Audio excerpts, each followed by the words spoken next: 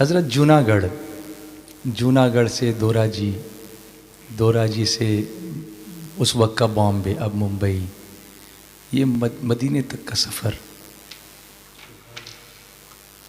ایک خواب سا لگتا ہے مگر حقیقت ہے. شاید یہ خواب آپ کے والد صاحب نے دیکھا ہوگا، آپ کی والدہ نے دیکھا ہوگا. میں نے آپ کے ساتھ آپ کے والد صاحب کی قبر شریف پر بھی حاضری دی ہے. وہ باپ کتنے خوش نصیب ہوں گے جنہیں ایسا شاکر بیٹا ملا ہوگا. کچھ یادیں اگر شیئر کریں والد صاحب کی، ان کی تربیت، ان کی شفقت، تو بڑا کرم ہوگا. الحمدللہ والدین تو ویسے ہی بہت بڑی نعمت ہوتی ہیں، لیکن ہمارے مرحوم والد صاحب قبلہ کی پوزیشن ایسی تھی کہ علماء دوست اور مشائخ دوست تھے. وہ شہر میں کوئی بھی ماہ محرم شریف یا ربیع الاول شریف یا 11ویں شریف کے موقع پر خطیب آتے یا کوئی شیخ دورے پر آتے تو مرحوم والد صاحب قبلہ ان کو ضرور گھر پر دعوت دیا کرتے تھے. اتفاق سے میں بہت کمزور بچوں میں سے تھا، تو والد صاحب قبلہ کو میری فکر سب سے زیادہ رہا کرتی تھی. اللہ اکبر. تو ہاتھ پکڑ پکڑ کے ہر بزرگ کے پاس، ہر عالم کے پاس لے جایا کرتے اور ان سے فرماتے میرے اس بچے کے لیے دعا کریں. اللہ. تو اس زمانے میں یہ خیال آتا تھا کہ 2 بڑے بھائی ہیں، تب میرا ہاتھ پکڑا اور لے گئے. اللہ.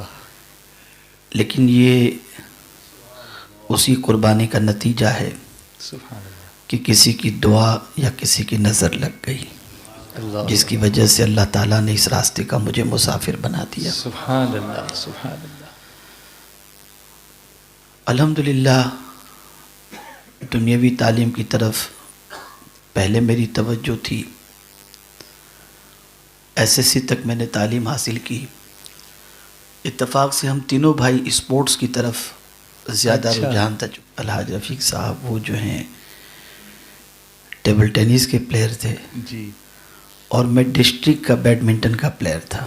Badminton district level? District level پر. کیا بات ہے. پھر SSC کے ایگزام میں ایسا ہوا کہ مطلب ایک سبجیکٹ کے اندر میں فیل ہوا. اچھا. تو مجھے اس کا صدمہ کافی لگا. جی. تو سرکار حضور مفتی اعظم ہند علیہ رحمت و رضوان کے خلیفہ ہمارے شہر میں جو تھے جوناگڑھ میں، الحاج نور محمد صاحب معرفانی علیہ رحمہ. جی جی جی. تو میں ان کے بہت قریب تھا، یعنی وہ مجھے اپنے بیٹے کی طرح ہی مانتے تھے. جی. تو انہوں نے مجھ سے کہا بیٹا اگر اتنے سال جو تم نے دنیاوی تعلیم میں لگایا اگر دینی تعلیم میں لگاتے تو پتہ نہیں کہاں سے کہاں تم پہنچ جاتے. بات وقت پر نکلی، اچھے شخص کی زبان سے نکلی اور وہیں سے سوچ تھوڑی سی تبدیل ہوئی. جی. پھر والدہ بھی الحمدللہ بہت ہی دیندار تھی. اگر میں یہ کہوں تو غلط نہ ہوگا کہ وہ صبح کی روٹیاں یاسین شریف بنا کر کے پڑھ کر کے ہی بنایا کرتی. اللہ. یاسین شریف پڑھ. یاسین شریف پڑھ کر کے ہی روٹیاں بناتی. سبحان اللہ. یعنی یہ اس وقت سے لے کر کہ ہمارے بچپنے سے لے کر ہم لوگوں کی شادی بھی ہو گئی تھی، بچے بھی ہو گئے تھے، اس کے بعد بھی گھر میں صبح کی روٹی والدہ کسی بہو کو بنانے نہیں دیتے تھی. والدہ ہی جو ہے وہ روٹیاں بناتی تھی اور وہ یاسین شریف پڑھ کر کے ہی بنایا کرتی تھی. تو پھر ہمارا رجحان تھوڑا سا دین کی طرف آیا کہ اس فیلڈ کے اندر تھوڑی سی تقدیر آزما لیں. حفظ کرنے کا خیال پیدا ہوا. والد صاحب بھی خوش تھے اور ان کی بھی تمنا تھی کہ میں حفظ کر لوں یا اس راستے کے اندر تھوڑا سا آگے بڑھوں. تو جیسے ہی انہوں نے مجھے اپلیٹا کے دارالعلوم مسکینیا نہیں حاکم مدرسہ عرفان العلوم جی وہاں پر انہوں نے ایڈمیشن کرانے کا سوچا. تو کچھ معاشرے کے بڑے لوگوں کو پتہ چلا جو میمن برادری کے تھے، تو انہوں نے والد صاحب سے کہا کہ کیا کر رہے ہیں آپ؟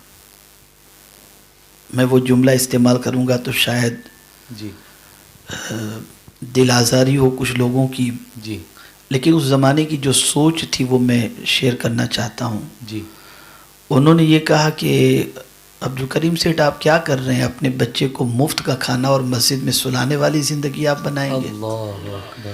یعنی دین کے راستے پر وہ جائیں گے تو مفت کا کھانا، لوگ ٹفن دے جائیں گے تو کھانا کھائیں گے جی اور مسجد میں سونا پڑے گا، ایسی زندگی آپ اپنے بچے کو دینا چاہتے ہیں؟ جی تو والد صاحب کو تھوڑی سی بات ایسی لگی کہ کہیں میرے بچے کا فیوچر تو میں وہ نہیں کر رہا ہوں، جی جی لیکن والدہ الحمدللہ، تو 3 روز تک والد والدہ کے درمیان ڈسکشن چلا، اچھا اور پھر حتمی فیصلہ یہ ہوا کہ ان کو اس راستے کے اوپر بھیج ہی دینا ہے۔ بھیجنا ہی ہے۔